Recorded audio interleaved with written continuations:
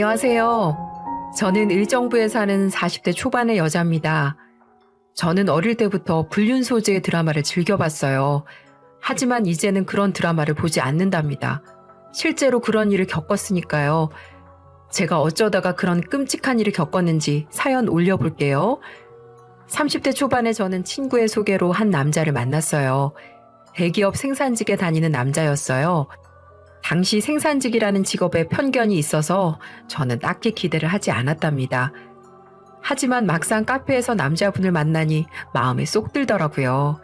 생산직에 다닌다길래 투박하고 무심한 남자일 거라고 예상했는데 남자분은 안에 여자가 들어앉아 있는 게 아닐까 싶을 정도로 다정하고 세심하더군요.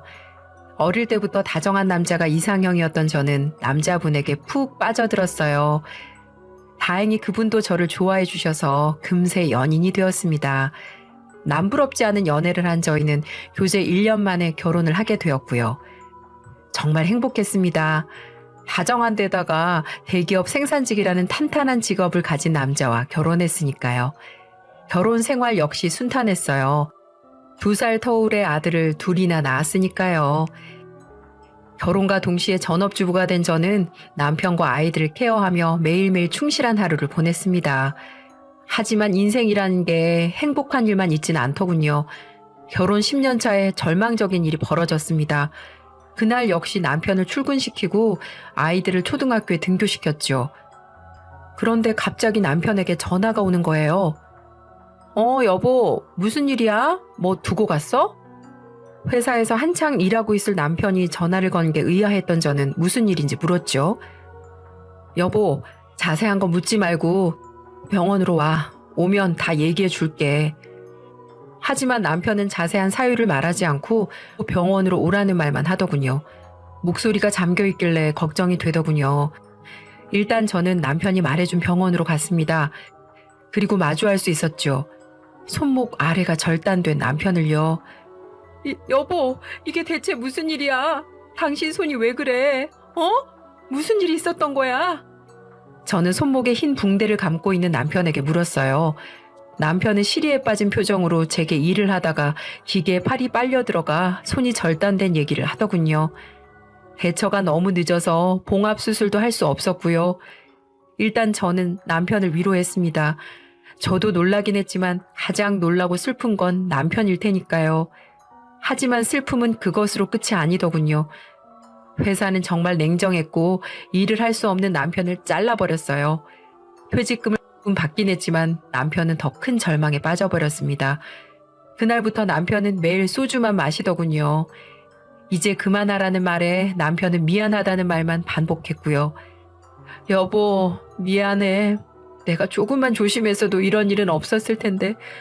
앞으로 나 어떡하지? 우리 진우랑 민우 이제 초등학교 들어갔는데 몇 푼 되지도 않는 퇴직금으로 어떡하냐고. 남편은 완전히 수렁에 빠져 있었어요. 이제 초등학교 저학년인 아이들을 어떻게 키울지에 대해 고민하더군요. 손을 잃은 이상 제대로 된 일을 할 수 없을 테니까요. 저는 푹 썩어버린 듯한 남편을 위로하기 위해 말했답니다. 여보, 당신이 못하면 내가 하면 되지 뭐가 문제야. 내가 당신이랑 애들 먹여 살릴 테니까 걱정하지 마. 남편을 위로하고 싶은 마음에 내뱉은 말이기는 했지만 정말로 제가 돈을 벌 생각으로 한 말이기도 했어요. 요리에도 자신이 있으니 남편의 퇴직금으로 어떻게든 살아갈 수 있을 거라고 생각했죠. 업종을 고민하던 저는 반찬 가게를 차렸습니다. 사실 처음이라 큰 기대는 하지 않았어요. 그저 월 200 정도의 수입만 올릴 수 있으면 그만이라고 생각했죠. 하지만 결과는 생각보다 좋았답니다. 대중적인 입맛을 잡았던 건지 오픈하자마자 장사가 잘 되더군요. 생활비 부담에서 벗어난 저는 기쁜 얼굴로 남편에게 말했어요. 여보, 이제 내가 가장 역할 할 수 있으니까 걱정하지 마. 내가 우리 애들 부족하지 않게 키울 수 있을 거야. 그러니까 이제 훌훌 털고 일어나. 당신이 좋아하는 것도 하면서 살고, 경제적 문제가 해결된 저는 남편이 상처를 훌훌 털고 일어나길 바랐습니다. 제 진심이 통한 덕인지 남편은 술을 점점 줄이더군요. 그리고 산책을 하거나 조기 축구 동호회에 가입해 운동을 하기도 했어요. 가게를 혼자 운영하는 건 고됐지만 남편의 상처가 아물어가는 것 같아 기분이 좋았답니다. 그러던 어느 날이었어요. 재료가 일찍 동난 나머지 일찍 퇴근했는데 아파트 앞에 남편이 있더라고요. 문제는 곁에 여자가 있다는 점이었어요. 당신 뭐해?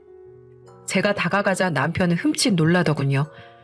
잘못을 하다가 마치 들키기라도 한 것처럼요.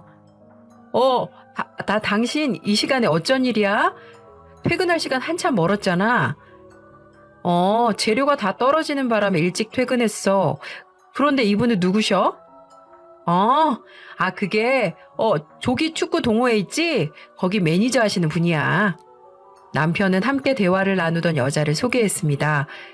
여자 역시 제게 어색한 인사를 건네더군요. 그 자리는 어찌저찌 정리가 되었어요. 축구 동호회 매니저라는데 뭐 어쩌겠어요. 그런데 자꾸만 찜찜한 기분이 들더라고요. 회원간이라 하기엔 너무 가까워 보였고 여자를 소개해주던 남편이 말을 더듬는 것도 미심쩍었고요. 그렇게 생각하니 모든 게 이상하게 느껴지더군요. 사실 얼마 전부터 부부관계가 아예 없었거든요. 제가 한 번씩 외로울 때 남편한테 그런 눈빛을 주면 남편은 그냥 물건 보듯 저를 피했었거든요. 의심은 점점 커졌고 제 눈으로 둘 사이의 관계를 직접 확인해야겠다는 생각이 들었어요. 그러던 어느 날이었습니다. 평범한 주말을 보내고 있는데 남편이 배가 아픈지 화장실로 달려가더군요. 이때다 싶었던 저는 남편의 핸드폰을 확인했죠. 비밀번호가 걸려 있었지만 결혼기념일이라 문제가 되진 않았습니다. 전 일단 통화 내역을 뒤졌어요. 하지만 별게 없더군요. 매니저 번호가 있긴 하지만 정말 가끔 통화한 것뿐이었어요. 불륜이 아닌 건가 하고 포기하려다가 사진첩 어플에 들어갔어요. 별거 없겠지 하고 들어갔던 저는 충격에 빠지고 말았습니다. 그곳에는 남편과 그때 보았던 여자가 단란하게 찍은 사진들이 가득했거든요. 심지어 모텔에서 가운을 입고 찍은 사진도 있더군요. 손발이 벌벌 떨렸습니다. 하지만 저는 증거를 확보하기 위해 사진들을 전부 제 핸드폰으로 옮겼죠. 당신 뭐해? 화장실에서 나온 남편이 방으로 오더니 제게 뭘 하냐고 묻는 거예요. 간발의 차로 사진첩을 뒤지는 모습을 들키지 않았던 저는 뭘 좀 찾으러 왔다고 둘러댔죠. 여보. 그나저나 우리 결혼기념일에 당일치기로 여행이나 갈까? 주말이니까 애들 부모님한테 맡기고 갔다 오자. 당진 어때? 이번에 TV에서 보니까 해수욕장 잘 해놨던데. 남편의 말에 대충 대답했지만 속으로는 치가 떨리더군요. 상간녀랑 온갖 더러운 짓은 다 해놓고 여행을 가자니 그것도 결혼기념일에. 마음 같아선 지금 당장 사진을 면전에 들이밀고 소리를 지르고 싶었습니다. 하지만 확실한 복수를 위해 꾹꾹 참았죠. 다음 주 주말이 되자 남편은 조기 축구 동호회에 나갔어요. 저는 집에 있는 척을 하며 남편이 축구를 하는 곳에 찾아가 멀리서 지켜봤죠. 그리고 저는 억장이 무너지는 광경을 볼 수 있었네요. 남편이 상간녀와 팔짱을 끼며 부비적거리고 있었거든요. 마치 상간녀가 와이프 같더군요. 달려가서 머리채를 싹 다 쥐어뜯고 싶었답니다. 하지만 남편과 상간녀에게 완벽한 복수를 하기 위해 이를 악물고 참았죠. 두 사람의 사진을 찍은 저는 그 매니저라는 여자의 신상을 수소문하기 시작했습니다. 찾는데 어렵지는 않았어요. 마침 조기 축구회에 나도 아는 사람이 있어서 물어봐서 알 수 있었죠. 상간녀는 카페를 운영하던 사람이었죠. 좁은 동네인지라 카페의 위치가 어딘지 곧바로 알겠더라고요. 그런데 의아한 점이 있었어요. 그 카페의 사장님은 남자였거든요. 그제야 깨닫게 되더군요. 제 남편만 바람을 피운 게 아니라 상간녀마저도 불륜을 저지르고 있었다는 것을요. 저는 날이 밝자마자 카페에 찾아갔습니다. 다행히 남자 사장님 뿐이었어요. 저는 할 얘기가 있다면서 사장님을 불러냈습니다. 누구십니까? 무슨 일이에요? 빨리 말씀하세요. 가게 비우면 안 되니까. 네, 시간 없으신 것 같으니까 결론부터 말씀드릴게요. 사장님 아내분께서 지금 바람을 피우고 있어요. 그것도 제 남편이랑요. 시간이 없다는 남자의 말에 저는 결론부터 말했어요. 서로의 배우자가 바람을 피우고 있다는 사실을 알려 힘을 모아 복수를 할 생각이었거든요. 하지만 남자의 반응은 시큰둥한 표정을 짓더니 그래서요? 라고 하더군요. 그래서라뇨? 사장님 아내분이 바람을 피우고 있다고요. 축구 동호회 매니저를 하러 다니는 게 아니라 회원인 제 남편이랑 바람을 피우고 있다고요. 혹시 바람이 무슨 뜻인지 모르세요? 압니다. 그래서 뭐 어쩌라고요. 뭐 당신 남편이 바람을 피우는 건 안타깝게 됐지만 저랑은 관계없는 일입니다. 한두 번도 아니고 이제 해탈했다고요. 해탈이라고요? 대체 그게 무슨 소리예요? 무슨 소리냐는 제 물음에 남자는 사정을 말해주더군요. 아내가 바람을 피운 건 한두 번이 아니며 자신은 어쩔 도리가 없다고 하더군요. 이 건물이랑 카페 보이죠? 이게 다 장인어른 소유예요. 그런 상황에서 제가 바람 좀 피운다고 이혼하자고 말할 수 있을 것 같아요? 절대 못합니다. 그 여자랑 이혼하면 전 길바닥에 나앉는다고요. 대충 사정을 알겠더군요. 남자는 상간녀의 불륜을 신경 쓰지 않는 게 아니라 경제적 문제 때문에 이혼할 수 없는 거였어요. 고민하던 저는 남자에게 이렇게 말했습니다. 그럼 경제적 문제만 해결되면 이혼할 수 있다는 거죠? 저는 남자와 함께 작전을 짰어요. 남편과 상간녀를 완벽하게 무너뜨릴 수 있는 작전을요. 그날 저녁 저는 외식을 하자며 남편을 불렀어요. 대게를 먹으러 갔는데 남편은 불편한 손을 이용해서 대게를 발라 저와 아이들에게 나눠주더군요. 하지만 저는 먹을 마음이 전혀 들지 않았어요. 상간녀와 부비적거리던 모습이 자꾸 떠올랐기 때문이죠. 여보, 왜 안 먹어? 당신 되게 좋아하잖아. 입맛이 없어? 대게 말고 다른 거 시켜줄까? 남편은 평소처럼 다정하게 말해주었습니다. 하지만 기분은 나아지지 않더군요. 상간녀에게도 이렇게 했을 거란 생각이 자꾸 들었거든요. 뭐 그래도 아이들은 좋아하더라고요. 남편은 아이들에게도 자상했으니까요. 웃으며 대게를 먹는 아이들을 보니 마음이 좀 흔들렸어요. 그냥 모른 척하고 넘어갈까 하는 생각도 들었거든요. 저 하나만 참으면 평화로울 테니까요. 하지만 저는 금방 마음을 고쳐먹었습니다. 아이들이 상처를 입을 게 안타깝지만 불륜이나 저지르는 아빠 아래에서 자라게 하는 건 더 못할 짓이라는 생각이 들었거든요. 몇 주 후 때가 됐다는 생각이 들었던 저는 상간녀의 남편 석호 씨와 짠 작전을 실행했어요. 일단 전 며칠 전부터 남편에게 주말 동안 저희 부모님과 여행을 다녀오겠다고 했답니다. 남편은 흔쾌히 다녀오라고 했어요. 하지만 전 알고 있었죠. 남편이 주말 동안 상간녀와 마음 편히 데이트를 즐길 거라는 걸요. 주말이 되었고 저는 여행 갈 채비를 마치고 집을 나섰습니다. 여보, 잘 다녀와. 이번에는 당신네 식구들끼리 가지만 다음에는 나도 껴서 가자. 나한테도 장인장 먹게 효도할 기회 좀 줘. 남편은 너스레를 떨며 저를 배웅하더군요. 싱글거리는 남편의 얼굴을 후려치고 싶었지만 저는 작전을 위해 알겠다며 집을 나섰어요. 하지만 아파트 근처를 떠나지 않았죠. 남편이 나가는 걸 기다릴 생각이었으니까요. 30분 후 남편이 싱글벙글하며 아파트에서 나오더군요. 남편은 차를 끌고 어디론가 갔어요. 상간녀를 만나러 가는구나 하고 느낌이 왔습니다. 저는 곧장 석호 씨에게 전화를 걸었어요. 석호 씨, 지금 저희 남편 나갔거든요. 그쪽 와이프는요? 저희 와이프도 나갔어요.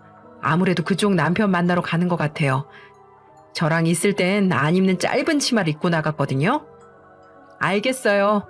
그럼 전에 얘기했던 대로 미행해줘요. 제가 다시 연락드릴 테니까.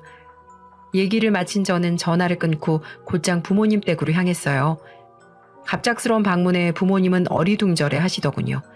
그럴 만도 하죠. 여행을 간다고 했던 건 남편을 속이기 위한 구실에 불과했으니까요. 예, 갑자기 어딜 가자는 거냐? 엄마, 가보면 알아. 아빠도 얼른 가. 내가 엄마 아빠한테 보여줄 게 있어서 그래. 어딜 가냐고 자꾸만 묻는 부모님께 저는 가보면 안다고만 말씀드렸죠. 부모님을 차에 태운 저는 석호 씨에게 문자를 보냈어요. 석호 씨 지금 어디예요? 잘 따라가고 있어요? 지금 모텔 앞이에요. 방금 차 들어갔어요. 이것들이 대낮부터 붙어먹고 아주 난리 났네요. 조금만 기다렸다가 들어가서 호수 알아낼게요. 석호 씨의 문자를 받자마자 저는 차를 출발시켰어요. 부모님은 계속해서 어디 가는 거냐고 물으시더라고요. 하지만 저는 대답하지 않았습니다. 아니, 대답할 수 없었죠. 남편이 다른 여자랑 뒹구는 곳에 간다는 말은 차마 할 수 없을 테니까요. 잠시 후 석고 씨가 말한 그 모텔 앞에 도착했어요. 그곳에는 석고 씨가 서 있더군요. 아니 영훈아, 대체 여긴 왜 온 거니? 엄마는 여전히 어리둥절한 표정으로 물으셨어요. 그럴 만도 하죠. 딸이 어딘가로 가자고 하더니 모텔 앞에 딱 멈췄으니까요. 저는 의아해하는 부모님께 조심스럽게 말씀드렸답니다. 엄마, 아빠, 내가 지금부터 많이 놀랄 만한 일을 할 거야. 그건 아마 엄마, 아빠 가슴에 못을 박는 일일 수도 있어. 하지만 반드시 해야 할 일이야. 그게 나나 우리 애들한테도 장기적으로 좋은 일이고. 그러니까 나 너무 원망하지 마. 부모님은 여전히 무슨 소리인지 이해하지 못하셨어요. 하지만 이해하지 못해도 됐죠. 어차피 잠시 후면 모든 걸 깨닫게 되실 테니까요. 저는 부모님과 함께 모텔 안으로 들어섰습니다. 카운터 직원과 미리 얘기가 된 건지 석고 씨는 마스터 키를 들고 있더라고요. 저와 부모님 그리고 석고 씨는 엘리베이터를 타고 올라갔어요. 잠시 후에 일어날 일을 생각하니 심장이 쿵쾅쿵쾅 되더군요. 저희는 하나의 문 앞에 섰습니다. 저는 석고 씨를 바라보며 문을 열라고 했답니다. 삐리릭 하는 소리와 함께 문이 드디어 열렸어요. 저희는 곧장 방 안으로 뛰쳐들어갔죠. 저는 그 쓰레기 같은 것들을 향해 소리를 지르려고 했어요. 하지만 저보다 먼저 소리를 지른 사람이 있었죠. 자네 지금 뭐 하는 건가? 소리를 지른 건 아빠였습니다. 아빠는 벌개진 얼굴로 남편을 바라보고 있더군요. 남편과 상간녀는 그제야 저희가 왔다는 사실을 깨달았고요. 여보, 장인어른, 대체 여길 어떻게? 남편은 귀신이라도 본 것처럼 굴더군요. 상간녀 역시 벌벌 떨고 있었고요. 그럴 만도 했겠죠. 여행을 간다고 했던 처가댁 식구들이 온통 모텔방으로 우르르 몰려왔으니까요. 네가 감히 내 딸을 놓고 바람을 피워? 격분한 아빠가 남편에게 달려들었답니다. 참고로 저희 아빠는 젊은 시절에 복싱 대회에 종종 출전할 정도로 건장한 사람이었습니다. 장인어른 잠시만요. 제가 다 말씀드리겠습니다. 잠시만 고정하세요. 남편은 실오라기 하나 걸치지 않은 몸뚱이로 아빠를 진정시키려 하더군요. 하지만 소중한 딸의 남편이 딴 여자랑 놀아나는 걸 보고 진정할 아빠가 세상에 어디 있겠어요. 아빠와 남편은 좁디 좁은 모텔방에서 추격전을 벌였어요. 남편 역시 아빠가 젊은 시절에 운동했다는 걸 알기에 필사적으로 도망쳤죠. 어찌저찌 아빠를 피한 남편은 모텔방을 벗어나 복도를 향해 힘껏 달렸어요. 아빠한테 두들겨 맞는 것보단 낫다고 생각했겠죠. 방에 남은 저는 상간녀를 바라보며 소리쳤답니다. 네가 감히 내 남편이랑 놀아나? 뭐? 축구 동호회 매니저일 뿐이라고? 야, 매니저가 회원들 욕구도 풀어주는 거였니? 너 기대해. 내가 네 인생 어떻게 무너뜨리는지 기대하라고. 저는 상간녀에게 고래고래 소리를 질렀습니다. 얼마나 소리가 컸는지 다른 방에 있는 손님들이 들여다볼 정도였으니까요. 그날은 그렇게 정리가 되었습니다. 불륜을 들킨 남편 역시 집으로 돌아왔고요. 저희 아빠에게 얼마나 얻어 터졌든지 눈에는 멍이 가득하고 입술은 또 다 터졌더군요. 소식을 들은 시부모님들이 저희 집에 오셨습니다. 시아버지는 남편의 얼굴을 보고 담배만 뻑뻑 피우셨고 시어머니는 제게 연신 사과하시더군요. 아가, 정말 미안하다. 내가 자식 하나 잘못 키워서 너한테 큰 상처를 줬어. 미안하다. 어머니 사과하실 거 없어요. 잘못은 저 사람이 했는데 왜 어머님이 사과하세요? 그리고 이제 다 끝났어요. 저는 이제 저 사람한테 만정 다 떨어졌어요. 어머니, 저희 이혼할 거예요. 아가, 그것만은 참아주라. 한 번만 참아주면 안 되겠니? 내 자식이 잘못한 건 100번 사실이지만 부부의 인연이 그렇게 쉽게 끊어져서야 되겠니? 흠이 많은 녀석이지만 이번 한 번만 품어주면 안 될까? 어머니는 어떻게 같은 여자면서 그렇게 말씀하세요? 그리고 뭐라고요? 부부의 연을 쉽게 끊는다고요? 어머니, 저는 저 사람 손이 저렇게 됐을 때도 지켜주겠다면서 나가서 이렇게 돈 벌어온 사람이에요. 그런 저를 냉혈한 취급하시는 거예요? 저는 시어머니에게 마구 소리를 질렀습니다. 제게 잘해주시던 분이지만 남편이랑 이혼하기로 결심한 이상 더 이상 제 시어머니가 아니었죠. 제 말에 시어머니는 아무런 말씀을 못 하시더군요. 자식이 큰 잘못을 저지른 것도 사실이고 제가 남편을 대신해 돈을 벌어온 것도 사실이었으니까요. 바닥에 주저앉은 남편은 말없이 눈물만 후두둑 흘리더군요. 어긋난 욕망으로 인해 상황을 이렇게 만든 것도 또 그 상황으로 인해 자신의 부모님이 사과하게 만든 것도 전부 절망적으로 느껴졌겠죠. 하지만 저는 남편에게 어떤 동정심도 느끼지 못했답니다. 제가 일하러 간 동안 딴 여자랑 놀아난 남자를 어떻게 용서할 수 있겠어요? 몇 개월이 지나 저는 결국 이혼했습니다. 친권은 당연히 저에게 왔고 재산 분할 또한 제게 유리하게 돌아왔어요. 심지어 남편은 유책 배우자가 되어 제게 위자료까지 지급해야 했죠. 엄마, 왜 이제 아빠는 같이 안 사는 거야? 아들들은 제게 왜 아빠와 같이 살지 않는지에 대해 물었어요. 하지만 저는 사실대로 답할 수 없었답니다. 아빠란 사람이 다른 여자랑 사랑하는 바람에 이혼했다고 할 수는 없는 일이니까요. 그래도 미래에 대한 걱정은 하지 않았습니다. 착한 아이들이기에 저의 결정을 지지해 줄 거라 생각했기 때문이죠. 남편과의 관계를 정리한 저는 석호 씨를 돕기 위해 나섰어요. 저는 석호 씨와 함께 이혼 소송으로 유명한 변호사를 찾아갔죠. 그리고 남편의 핸드폰에서 발견한 사진들을 모두 넘겼답니다. 이 정도면 상대 측에서 뭘 준비하더라도 찍소리도 못하게 할 수 있을 것 같은데요. 변호사는 저와 석호 씨 준비성에 놀라더군요. 그렇게 석호 씨는 상간녀에게 이혼 소송을 걸었습니다. 그리고 제 경우와 마찬가지로 양육권은 물론 재산 분할까지 유리하게 받았고요. 석호 씨는 제게 연신 고맙다고 말하더군요. 경제적인 이유로 불륜을 묵인할 수밖에 없었던 석호 씨 역시 그렇게 자유를 찾게 되었습니다. 그렇게 6개월이 흘렀어요. 기존에 하던 반찬 가게를 잘 운영하며 살던 저는 아주 오랜만에 시어머니의 전화를 받게 됐어요. 시어머니는 남편이 다쳤다는 소식을 전하더군요. 시어머니는 제게 병원 이름과 호실 번호를 말씀해 주시더니 부탁이니까 딱 한 번만 가달라고 하시더라고요. 대충 얘기를 듣고 갔지만 실제 마주한 광경은 더욱 처참했습니다. 남편의 두 다리가 붕대로 칭칭 감겨 있었거든요. 사정은 이랬습니다. 제게 경제적으로 기대던 남편은 이혼을 당한 뒤 생계의 위협을 느끼게 되었다더군요. 손이 다쳐 어떤 일도 할 수 없었던 남편은 장갑을 낀 채 배달 일을 구했다고 해요. 하지만 결국 빗길에 넘어졌고 두 다리를 다치게 되었다고 하더군요. 남편은 병문 안으로 온 저를 바라보며 참회의 눈물을 흘렸답니다. 여보, 대체 어쩌다가 내가 이 꼴이 됐는지 모르겠다. 할만으로도 지옥 같은데 이렇게 다리까지. 내가 당신한테 상처 주는 바람에 신이 나한테 천벌을 내리셨나 봐. 그래, 싸다 싸. 나는 그냥 이런 꼴을 당해도 싸. 남편은 병원 침대에 누운 채로 하소연을 했어요. 소변 하나 제 힘으로 해결하지 못하는 그의 모습은 비참했고요. 하지만 동정심은 전혀 들지 않더군요. 남편이 말한 것처럼 천벌을 받았다는 생각밖에 들지 않았습니다. 괜한 말로 동정살 생각이라면 그만둬. 내가 당신한테 느끼는 감정이라곤 혐오 하나뿐이니까. 그리고 지금 이 순간부터 다시 만나는 일은 없을 거야.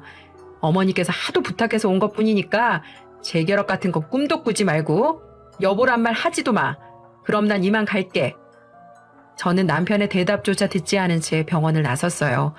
제 자신이 이렇게 차가웠었나 하는 생각이 들긴 했지만 후회는 하지 않았습니다. 제게 상처 준 사람에게 고운 말을 할 수는 없으니까요. 제 사연은 여기까지입니다. 여러분들에게 드리고 싶은 말씀은 결혼이라는 제도에 얽매여서 배우자에게 무조건적인 헌신을 할 필요는 절대 없다는 거예요. 덮어놓고 헌신을 하다가는 저처럼 뒤통수를 맞는 일이 생길 수도 있으니까요. 제 사연 들어주셔서